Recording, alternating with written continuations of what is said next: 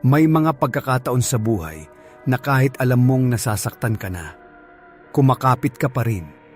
Hindi dahil masaya ka kundi dahil natatakot kang bumitaw. Natakot kang baka kapag binitawan mo ang isang tao, isang pangarap o isang sitwasyon, mawalan ka ng saysay ang lahat ng pinagdaanan mo. Pero ayon sa psychology, may isang katotohanang bihirang pag-usapan ng karamihan. Minsan, ang tunay na lakas ay hindi yung marunong kang kumapit, kundi yung marunong kang bumitaw. Dahil ang mga taong tunay na malakas ang isip ay alam kung kailan dapat lumaban at kung kailan dapat nang umalis. Sa video na ito, pag-uusapan natin ang the art of letting go ayon sa psychology at kung bakit ang pagbitaw ay hindi tanda ng kahinaan kundi isang anyo ng matinding emotional intelligence at mental strength. Bago tayo magsimula, kung gusto mo ng mga ganitong topic tungkol sa human psychology, emotions at behavior, huwag mong kalimutang mag-subscribe dito sa ating channel para lagi kang updated sa mga bagong kaalamang ibabahagi ko. 1. The art of letting go. Bakit mas gumagaan ang buhay kapag marunong kang bumitaw? May isang bagay na mahirap tanggapin sa buhay ng tao. Minsan, kahit alam mong hindi na tama ang isang sitwasyon, patuloy ka pa rin kumakapit. Kumakapit ka sa isang relasyon na matagal nang wala ang respeto. Kumakapit ka sa isang pangarap na paulit-ulit ka nang sinasaktan. Kumakapit ka sa mga taong hindi na nagbibigay ng kapayapaan sa isip mo. At ang dahilan kung bakit mahirap bumitaw ay hindi dahil mahina ka. Ayon sa psychology, may tinatawag na emotional attachment. Kapag matagal mong ininvest ang oras, emosyon, at effort mo sa isang bagay o sa isang tao, nagiging bahagi na ito ng pagkatao mo. Kaya kapag iniisip mong bitawan ito, pakiramdam mo parang may nawawala sa sarili mo. Pero may isang mahalagang katotohanan na natuklasan ng psychology. Habang mas kumakapit ka sa mga bagay na hindi na para sa iyo, mas lalo kang napapagod. Ito ang dahilan kung bakit maraming tao ang pakiramdam nila ay mabigat ang buhay. Hindi dahil sa dami ng problema, kundi dahil sa dami ng bagay na pilit nilang pinipilit kahit alam nilang hindi na ito tama para sa kanila. Ang pagbitaw ay hindi agad-agad nangyayari. Kadalasan dumadaan muna ito sa mahabang proseso ng pag-intindi sa sarili. Sa simula, pinipilit mong ayusin ang lahat. Iniisip mong baka kung maghihintay ka pa ng kaunti, baka magbago ang sitwasyon.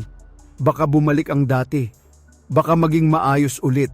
Pero habang tumatagal, napapansin mo na may isang bagay na unti-unting nawawala sa loob mo, kapayapaan. At doon nagsisimula ang tunay na realization ng isang tao. Na minsan, hindi mo kailangang ipaglaban ang lahat. Minsan, ang kailangan mo lang ay tanggapin na may mga bagay na hindi talaga para sa iyo. Ayon sa psychology, ang mga taong marunong bumitaw ay kadalasang mas nagiging emotionally mature. Hindi dahil wala silang pakialam, kundi dahil natutunan nilang pahalagahan ang sarili nilang mental at emotional well-being. Alam nila na hindi lahat ng laban ay dapat ipanalo. At hindi lahat ng koneksyon ay dapat panghawakan habang buhay. Kapag natutunan mong bumitaw, may isang kakaibang pakiramdam na darating. Sa una, parang may lungkot. Parang may bahagi ng buhay mo na tuluyang nagsara. Pero pagkatapos ng panahong yon, may mararamdaman kang kakaiba. Gaan. Parang may bigat na matagal mo nang pasan na bigla na lang nawala. Ito ang dahilan kung bakit sinasabi ng psychology na ang letting go ay hindi tungkol sa pagkawala. Ito ay tungkol sa pagbibigay ng espasyo para sa mga bagay na mas tama para sa iyo. Kapag kumakapit ka sa maling tao, nawawalan ng puwang ang tamang tao. Kapag kumakapit ka sa maling sitwasyon, nawawalan ng pagkakataon ng mas magandang oportunidad. At kapag kumakapit ka sa nakaraan, nahihirapan kang makita ang mga bagong posibilidad sa hinaharap.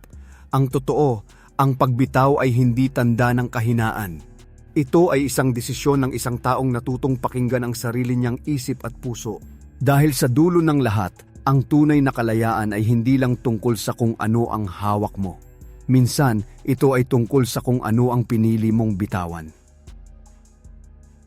2. Kapangyarihan ng pagbitaw. Ang sikreto ng mga taong tahimik, pero malakas ang isip. May mapapansin kang kakaiba sa ilang tao. Hindi sila mahilig makipagtalo. Hindi sila palaging nagpapaliwanag. At kapag dumating ang oras na hindi na tama ang isang sitwasyon, tahimik lang silang umaalis. Para sa iba, parang wala lang sa kanila. Parang madali lang para sa kanila na bumitaw. Pero ayon sa psychology, ang ganitong klaseng tao ay hindi mahina. Sa katunayan, sila pa nga ang kadalasang may mas matibay na pag-iisip. Dahil ang totoo, hindi lahat ng lakas ay kailangang maingay. May mga taong natutunan sa buhay na ang tunay na kapangyarihan ay hindi nasusukat sa dami ng laban na pinapasok mo, kundi sa dami ng laban na pinili mong hindi na ipaglaban. Sa psychology, may isang konsepto na tinatawag na emotional self-regulation. Ito ang kakayahan ng isang tao na kontrolin ang kanyang emosyon at hindi agad nadadala sa galit, lungkot o pride. Ang mga taong tahimik pero malakas ang isip ay kadalasang may ganitong kakayahan. Kapag nasasaktan sila, hindi sila agad gumagawa ng impulsive na desisyon. Hindi sila agad nagre-react sa emosyon. Sa halip, pinipili nilang obserbahan ang sitwasyon at tanungin ang sarili nila ng isang mahalagang tanong. Karapat-dapat pa ba itong hawakan? Kung ang sagot ay hindi na sila nagsasayang ng oras. Tahimik silang bumibitaw. Hindi dahil wala silang pakialam. Hindi dahil hindi sila nasaktan. Kundi dahil naiintindihan nila na may mga bagay sa buhay na hindi na dapat pilitin. Maraming tao ang nahihirapang gawin ito. Kapag may hindi pagkakaintindihan, gusto agad nilang ipaglaban ang sarili nila. Gusto nilang patunayan na sila ang tama. Gusto nilang marinig at maintindihan sila ng ibang tao.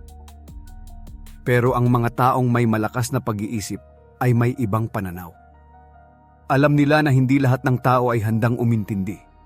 At hindi lahat ng sitwasyon ay kayang ayusin ng pagpapaliwanag. Kaya imbes na ubusin ang lakas nila sa mga bagay na walang patutunguhan, pinipili nilang protektahan ang kanilang kapayapaan. Ito ang isa sa mga dahilan kung bakit ang mga taong marunong bumitaw ay kadalasang mas payapa ang buhay. Hindi nila hinahabol ang validation ng ibang tao. Hindi nila pinipilit ang mga relasyon na wala ng respeto. At hindi sila kumakapit sa mga sitwasyon na patuloy lang silang sinasaktan.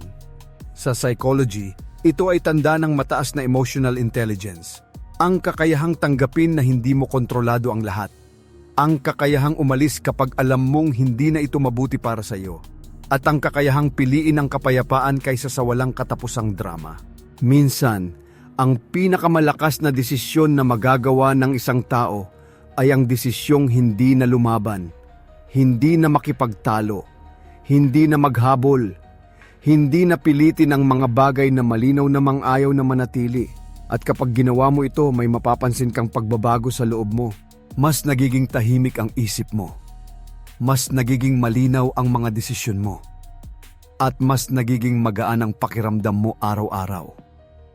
Dahil ang tunay na kapangyarihan ay hindi laging ipinapakita sa ingay at pakikipaglaban. 3. Letting go psychology. Bakit mas nagiging malakas ang taong marunong umalis? May isang paniniwala na matagal nang nakatanim sa isip ng maraming tao. Kapag umalis ka sa isang relasyon, sa isang trabaho, o sa isang sitwasyon, parang ibig sabihin nito ay sumuko ka. Para sa iba, ang pag-alis ay tanda ng kahinaan. Parang hindi mo kinayang lumaban hanggang dulo. Pero ayon sa psychology, hindi ito palaging totoo. Sa katunayan, maraming pagkakataon na ang taong marunong umalis ang siyang may pinakamalakas na pag-iisip.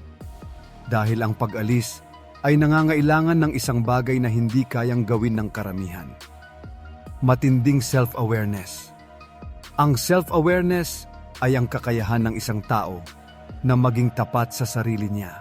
Nakikita niya kung ano ang nangyayari sa kanyang emosyon, sa kanyang isip at sa kanyang buhay. At kapag malinaw na sa kanya na ang isang sitwasyon ay hindi na nakakatulong sa kanyang paglago, nagsisimula siyang magtanong ng isang mahalagang tanong. Ito pa ba ay tama para sa akin? Maraming tao ang natatakot sagutin ang tanong na ito. Dahil kapag naging tapat sila sa sarili nila, maaaring matuklasan nila na matagal na silang nasa maling lugar, sa maling relasyon, sa maling kapaligiran, o sa maling direksyon ng buhay. At kapag dumating ang ganitong realization, may dalawang pagpipilian ng isang tao. Manatili kahit alam niyang hindi na siya masaya, o magkaroon ng lakas ng loob na umalis. Ayon sa psychology, ang pag-alis ay hindi simpleng desisyon. Ito ay isang proseso na kadalasang puno ng emosyon. May lungkot, may takot, at minsan may pakiramdam na parang may nawawala sa iyo. Ito ay normal. Dahil kapag may binitawan kang bahagi ng buhay mo, para ka ring nagpaalam sa isang yugto ng sarili mong kwento. Pero sa kabila ng lahat ng ito, may isang bagay na unti-unting nabubuo sa loob ng isang taong marunong umalis. Lakas ng loob. Kapag natutunan mong umalis sa mga sitwasyon na hindi na mabuti para sa iyo, natututo kang igalang ang sarili mong halaga. Hindi mo na hinahayaan na manatili ka sa lugar kung saan hindi ka na nirerespeto. Hindi mo na pinipilit ang mga relasyon na wala ng balanse, at hindi mo na kinukulong ang sarili mo sa mga bagay na pumipigil sa paglago mo. Ito ang dahilan kung bakit sinasabi ng psychology na ang mga taong marunong umalis ay kadalasang mas nagiging emotionally resilient. Ang resilience ay ang kakayahan ng isang tao na makabangon pagkatapos ng mahirap na karanasan. Kapag umalis ka sa isang bagay na matagal mong hinawakan, parang nagsisimula ka ulit sa simula. Pero sa pagkakataong ito, dala mo na ang mga aral na natutunan mo.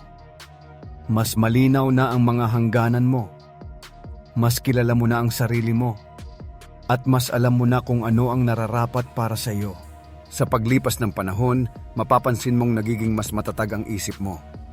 Hindi ka na madaling matakot sa pagbabago.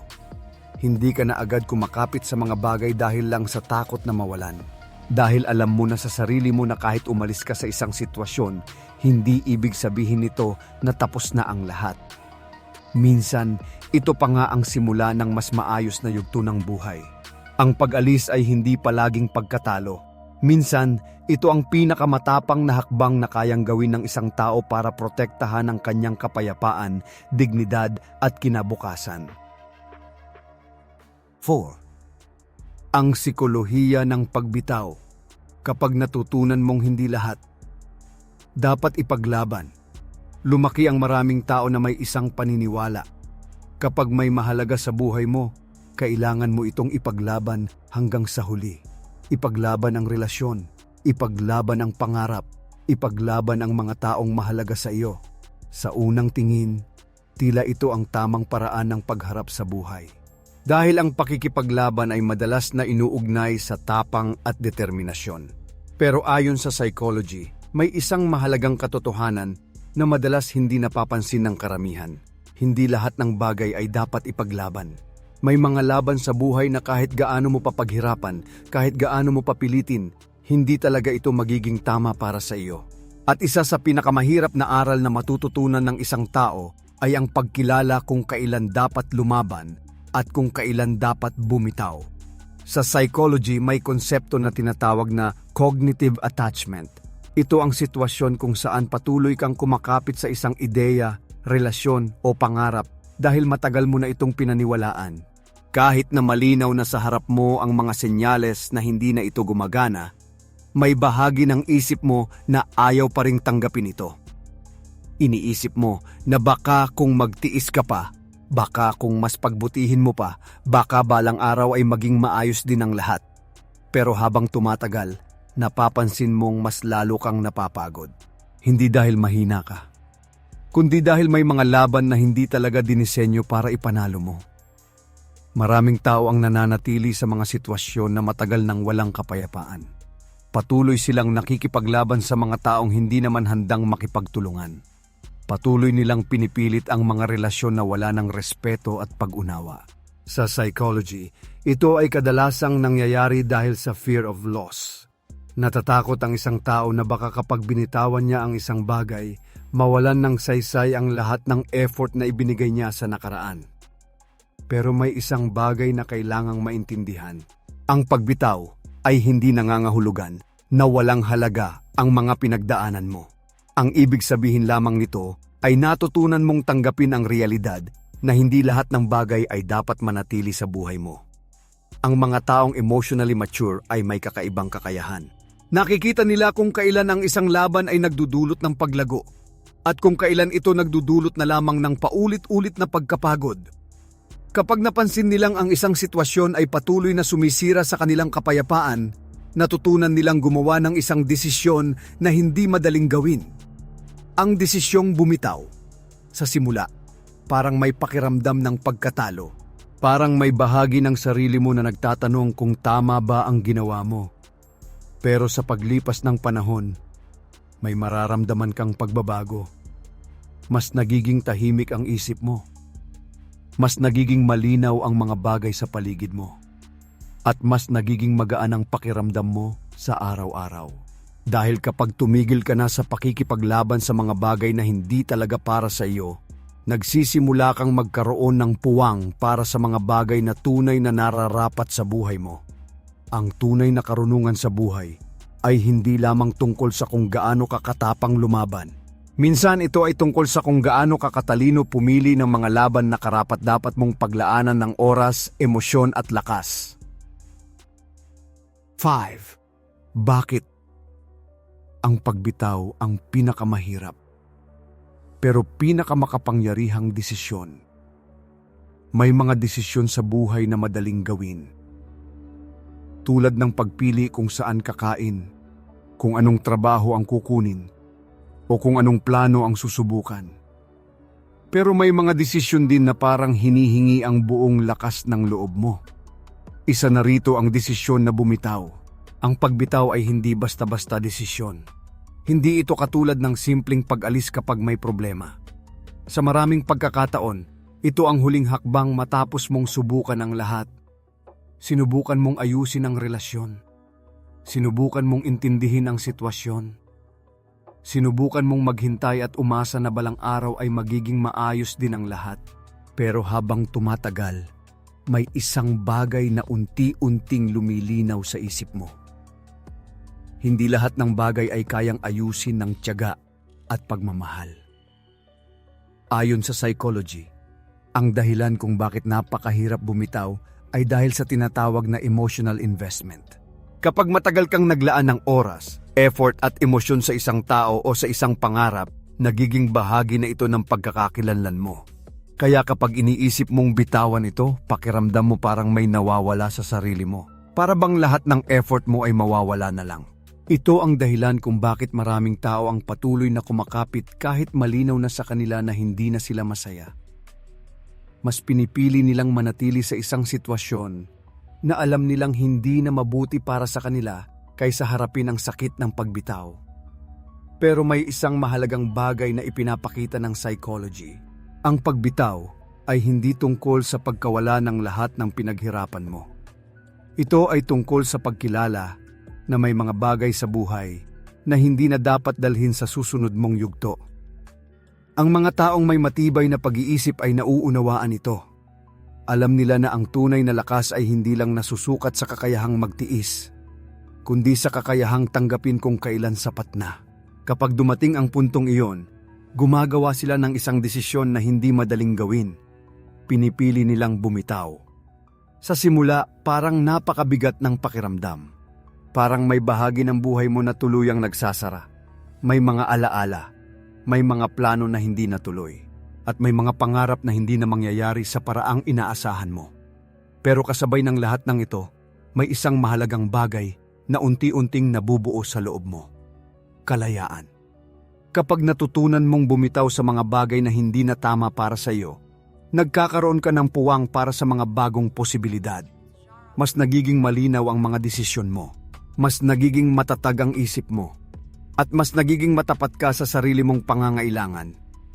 Ito ang dahilan kung bakit sinasabi ng psychology na ang pagbitaw ay isa sa pinakamakapangyarihang desisyon na kayang gawin ng isang tao. Dahil hindi lahat ay may lakas ng loob na gawin ito. Maraming tao ang nananatili sa mga sitwasyon na matagal nang wala ang kapayapaan. Hindi dahil gusto nila, kundi dahil natatakot silang magsimula muli. Pero ang taong marunong bumitaw ay naiintindihan ang isang mahalagang katotohanan. Minsan, Ang pagtatapos ng isang yugto ng buhay ay hindi pagkatalo. Ito ay paghahanda para sa isang mas maayos na simula.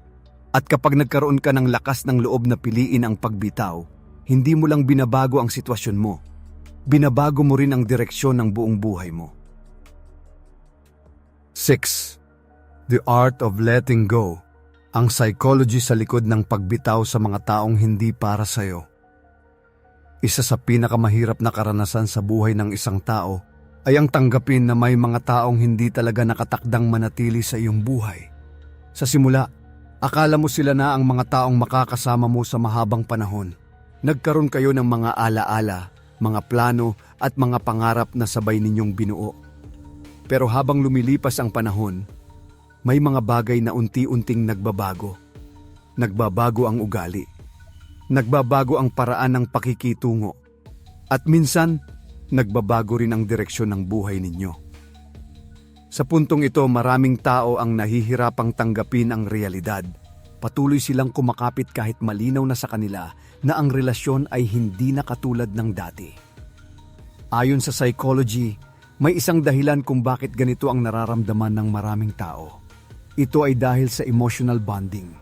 Kapag matagal kang nagkaroon ng koneksyon sa isang tao, nagkakaroon ng malalim na attachment ang iyong isip at emosyon sa kanya. Kahit na nagiging masakit na ang relasyon, may bahagi ng isip mo na patuloy pa ring umaasa na maibabalik ang dati. Ito ang dahilan kung bakit napakahirap bumitaw sa mga taong minsan ay naging mahalaga sa buhay mo. Hindi lang sila basta tao sa alaala mo. Sila ay naging bahagi ng iyong kwento. Pero may isang mahalagang aral na ipinapakita ng psychology tungkol sa mga relasyon. Hindi lahat ng koneksyon ay meant na tumagal habang buhay. May mga taong dumarating sa buhay mo para turuan ka ng isang aral. May mga taong dumarating para samahan ka sa isang partikular na yugto ng buhay mo. At kapag natapos na ang yugto na iyon, minsan ang tanging paraan para magpatuloy ay ang pagbitaw. Maraming tao ang natatakot gawin ito. Natatakot silang mawalan ng isang taong naging mahalaga sa kanila. Natatakot silang tanggapin na ang relasyon na minsan ay nagbibigay ng saya ay hindi na pareho ngayon. Pero ang mga taong may mataas na emotional awareness ay may ibang pananaw. Alam nila na ang tunay na pagmamahal ay hindi palaging nangangahulugan ng pananatili. Minsan ito ay nangangahulugan ng paggalang sa katotohanan na pareho na kayong nagbago. Kapag natutunan mong tanggapin ito, unti-unti mong naiintindihan na ang pagbitaw ay hindi palaging tungkol sa pagkawala ng isang tao. Ito ay tungkol sa pagbibigay respeto sa sarili mong kapayapaan. Hindi mo kailangang manatili sa isang relasyon kung saan palagi kang nasasaktan. Hindi mo kailangang pilitin ang koneksyon kung saan wala ng pag-unawa. Ang pagbitaw ay hindi nangangahulugan na hindi mo pinahalagahan ang taong yon. Sa halip, ito ay isang paraan ng pagtanggap na ang ilang kwento sa buhay ay may hangganan. At kapag nagkaroon ka ng lakas ng loob na bitawan ang mga taong hindi na para sa iyo, nagkakaroon ng espasyo ang buhay mo para sa mga koneksyon na mas totoo, mas malusog, at mas nagbibigay ng kapayapaan. Ang sining ng pagbitaw ay hindi tungkol sa paglimot sa mga taong naging bahagi ng buhay mo. Ito ay tungkol sa paggalang sa aral na iniwan nila at pagpili na magpatuloy sa landas na mas makabubuti para sa iyong sarili. 7. Kapag natuto kang bumitiw, ang psychological power ng taong hindi kumakapit. May mga tao na kahit gaano sila nasasaktan, patuloy pa rin silang kumakapit. Kumakapit sa mga relasyon na hindi na nagbibigay ng respeto. Kumakapit sa mga sitwasyon na paulit-ulit na lang silang pinapahirapan. Para sa kanila, ang pagbitaw ay parang pagkatalo. Pero ayon sa psychology, may isang kakaibang uri ng kapangyarihan, ang taong marunong bumitaw. Ito ang kapangyarihan ng isang taong hindi umaasa sa mga bagay na hindi na para sa kanya. Kapag ang isang tao ay palaging kumakapit, madalas ito ay dahil sa takot. Takot na mawalan. Takot na mag-isa. Takot na baka wala ng ibang darating. Ito ang tinatawag sa psychology na fear-based attachment. Ang isang tao ay nananatili sa isang sitwasyon hindi dahil ito ay mabuti para sa kanya, kundi dahil natatakot siyang harapin ang posibilidad ng pagbabago. Pero ang mga taong natutong bumitaw ay unti-unting natutong harapin ang takot na ito. Hindi dahil wala silang nararamdamang sakit, kundi dahil naiintindihan nila na ang patuloy na pagkakapit sa maling bagay ay mas nakakasira sa kanila sa paglipas ng panahon. Kapag natutunan mong bumitaw, nagsisimula kang magkaroon ng mas malinaw na pananaw sa sarili mo. Mas nakikilala mo kung ano ang tunay mong halaga. Mas naiintindihan mo kung ano ang nararapat para sa iyo. Hindi mo na kailangang pilitin ang sarili mo na manatili sa lugar kung saan hindi ka pinapahalagahan. Ito ang dahilan kung bakit ang mga taong marunong bumitaw ay kadalasang mas may kumpiyansa sa sarili. Ang kanilang kumpiyansa ay hindi nanggagaling sa pag-aproba ng ibang tao. Ito ay nanggagaling sa kanilang kakayahang piliin ang sarili nilang kapayapaan. Kapag may isang sitwasyon na hindi na mabuti para sa kanila, hindi na nila kailangan ng mahabang paliwanag. Hindi na nila kailangang maghabol. Hindi na nila kailangang patunayan ang sarili nila. Pinipili lang nilang umalis. Sa unang tingin, parang simpleng desisyon lang ito. Pero sa totoo lang, nangangailangan ito ng matinding emotional strength. Dahil ang pagbitaw ay nangangahulugan ng pagtanggap na hindi lahat ng bagay ay kontrolado mo. Hindi mo kayang baguhin ang lahat ng tao. Hindi mo kayang pilitin ang lahat ng relasyon na gumana. At kapag tinanggap mo ang katotohanan ito, may isang mahalagang pagbabago na nangyayari sa loob mo. Nagiging mas payapa ang isip mo. Hindi mo na hinahabol ang mga bagay na ayaw manatili. Hindi mo na sinasayang ang lakas mo sa mga sitwasyon na wala ng direksyon. Sa halip, ginagamit mo ang enerhiya mo sa mga bagay na tunay na nagbibigay ng halaga sa buhay mo. Ito ang psychological power ng taong hindi kumakapit, ang kapangyarihan na piliin ang sarili mong kapayapaan kaysa sa pansamantalang comfort ng isang sitwasyon na hindi na tama para sa iyo. At sa bawat pagkakataon na pinipili mong bumitaw sa maling bagay, mas lalo kang nagiging matatag na bersyon ng sarili mo. 8. Ang sikreto ng letting go. Bakit mas nagiging payapa ang taong marunong magpatawad? May mga karanasan sa buhay na mahirap kalimutan. Mga salita na nakasakit. Mga pangyayaring nagdulot ng matinding lungkot. At mga taong minsan ay nag-iwan ng sugat sa puso mo. Kapag nangyari ito, natural lamang na makaramdam ng galit at sama ng loob. Minsan, iniisip ng isang tao na ang paghawak sa galit ay isang paraan para hindi na muling masaktan. Pero ayon sa psychology, ang patuloy na paghawak sa galit ay parang pagbubuhat ng mabigat na bagay araw-araw. Sa simula, maaaring hindi mo agad maramdaman ang bigat nito. Pero habang tumatagal, unti-unti nitong inuubos ang lakas ng isip at emosyon mo. Ito ang dahilan kung bakit maraming tao ang nahihirapang makahanap ng kapayapaan sa loob nila. Hindi dahil sa kasalukuyang problema, kundi dahil sa mga bagay mula sa nakaraan na hindi pa nila nabibitawan. Sa psychology, ang pagpapatawad ay hindi lamang tungkol sa taong nakasakit sa iyo. Ito ay tungkol sa pagpapalaya sa sarili mo mula sa emosyon na patuloy kang pinapahirapan. Kapag hindi ka nagpapatawad, may bahagi ng isip mo na patuloy na bumabalik sa parehong alaala. Paulit-ulit mong iniisip ang nangyari. Paulit-ulit mong nararamdaman ang sakit. Parang hindi ka talaga nakakausad. Pero kapag pinili mong magpatawad, hindi nito ibig sabihin na tama ang ginawa ng taong nakasakit sa iyo. Hindi rin ibig sabihin nito na kailangan mong ibalik sa buhay mo ang taong iyon. Ang tunay na kahulugan ng pagpapatawad ay ang pagpili na hindi na hayaan ang nakaraan na kontrolin ang emosyon mo sa kasalukuyan. Ito ay isang desisyon na bitawan ang galit at bigyan ang sarili mo ng pagkakataon na makaramdam muli ng kapayapaan. Ang mga taong marunong magpatawad ay kadalasang mas payapa ang isip. Hindi dahil wala silang pinagdaan ng sakit, kundi dahil pinili nilang hindi nadalhin ang bigat ng galit sa bawat araw ng buhay nila. Sa paglipas ng panahon, napapansin nilang mas nagiging magaan ang pakiramdam nila, mas nagiging malinaw ang pag-iisip nila, at mas nagiging bukas sila sa mga bagong karanasan at relasyon. Ito ang isa sa mga lihim ng tunay na letting go. Hindi lamang ito tungkol sa pagbitaw sa isang tao o sitwasyon. Ito ay tungkol sa pagbitaw sa emosyon na patuloy na kumukulong sa loob mo. Kapag natutunan mong magpatawad, Hindi mo lang pinapalaya ang ibang tao, pinapalaya mo rin ang sarili mo. 9. Psychology ng pagbitaw. Kapag tumigil kang pilitin ang mga bagay na hindi para sa'yo. May mga pagkakataon sa buhay na ginagawa mo ang lahat para gumana ang isang bagay. Ibinibigay mo ang oras mo, ang effort mo, at minsan pati ang kapayapaan ng isip mo. Pinipilit mong ayusin ang isang relasyon. Pinipilit mong panatilihin ang koneksyon sa isang tao. Pinipilit mong ituloy ang isang sitwasyon kahit ramdam mong unti-unti ka na nitong nauubos. Sa isip mo, iniisip mong baka kung mas magsusumikap ka pa. Baka kung magtitiis ka pa ng kaunti, baka balang araw ay maging maayos din ang lahat. Pero ayon sa psychology, may isang mahalagang katotohanan na madalas hindi napapansin ng maraming tao. Hindi lahat ng bagay sa buhay ay dapat pilitin. Kapag ang isang bagay ay patuloy na nangangailangan ng labis na pilit para lamang manatili, kadalasan ito ay senyales na hindi na ito umaayon sa kung ano ang tunay na mabuti para sa iyo. Maraming tao ang nahihirapang tanggapin ito dahil sa tinatawag na sunk cost thinking.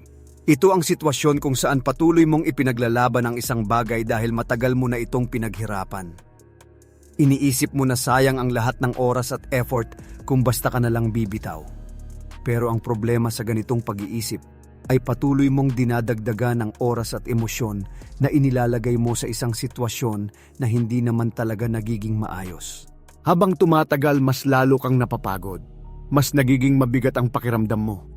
Mas nagiging magulo ang isip mo. At mas nagiging mahirap tanggapin na may mga bagay na hindi talaga para sa iyo. Sa psychology, ang letting go ay isang mahalagang bahagi ng emotional growth. Kapag natutunan mong tumigil sa pagpipilit ng mga bagay na hindi gumagana, nagsisimula kang magkaroon ng mas malinaw na pagtingin sa sarili mo at sa buhay mo. Mas naiintindihan mo kung ano ang nararapat mong tanggapin at kung ano ang dapat mong bitawan. Ang mga taong emotionally mature ay hindi natatakot sa ideya ng pagbitaw. Naiintindihan nila na may mga sitwasyon sa buhay na hindi talaga magbabago kahit gaano pa nila ito pilitin. At kapag dumating ang puntong iyon, gumagawa sila ng isang mahalagang desisyon. Pinipili nilang tumigil, hindi dahil mahina sila, hindi dahil wala na silang pakialam, kundi dahil naiintindihan nila na ang patuloy na pagpipilit sa maling bagay ay nagiging hadlang sa mga oportunidad na maaaring mas tama para sa kanila. Kapag tumigil ka sa pagpipilit, may isang kakaibang pakiramdam na unti-unting darating. Mas nagiging magaan ang araw mo. Mas nagiging malinaw ang isip mo. At mas nagkakaroon ka ng espasyo para sa mga bagong posibilidad. Ito ang kapangyarihan ng pagbitaw. Hindi ito tungkol sa pagsuko sa buhay. Ito ay tungkol sa pagtanggap na may mga bagay na hindi talaga nakalaan para sa iyo. 10. Letting go. According to psychology, paano nagiging mas malakas ang taong marunong umalis? Sa maraming kultura, madalas sinasabi na ang matatag na tao ay yung marunong magtiis. Yung taong kahit nahihirapan na, ay patuloy pa ring lumalaban at kumakapit. Pero ayon sa psychology, may isang aspeto ng lakas na madalas hindi napapansin ng karamihan. Ito ay ang lakas ng loob na umalis. Ang pag-alis ay hindi laging madaling desisyon. Sa katunayan, ito ay isa sa mga pinakamahirap na hakbang na maaaring gawin ng isang tao. Kapag umalis ka sa isang relasyon, sa isang sitwasyon, o sa isang kapaligiran na matagal mong kinagisnan, parang iniiwan mo ang isang bahagi ng buhay mo.